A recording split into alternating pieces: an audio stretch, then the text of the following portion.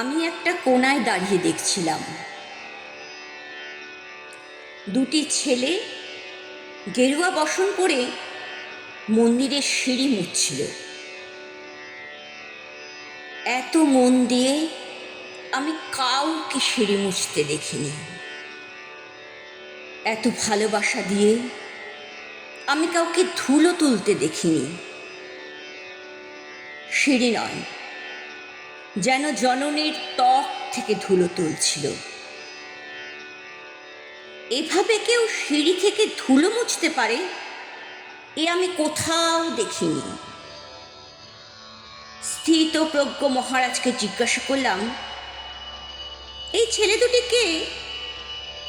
মহারাজ মৃদু হেসে বললেন, একজন নিউক্লিয়ার ফিজিসিস্ট, আরেকজন IBM এর 6 লাখ টাকার চাকরি ছেড়ে এখানে এসেছে,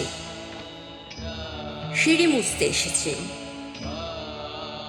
যে সিঁড়ি দিয়ে মানুষ ওপরে ওঠে তা যেন পরিষ্কার হয়। মহারাজ চলে গেছেন। সন্ধ্যা নেমে আসছে গঙ্গায়। আমার ভেতরেও নামছে সন্ধ্যা। সারা পৃথিবীতে এত সিঁড়ি, সিঁড়িতে সিঁড়িতে এত দাগ, এত ক্রোধ, এত অপমান। আরতি শুরুর আগে মনে হলো, যে সিঁড়ি মুছতে পারবে না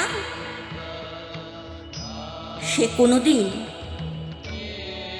মানুষের চোখের জল মুছতে পারবে না।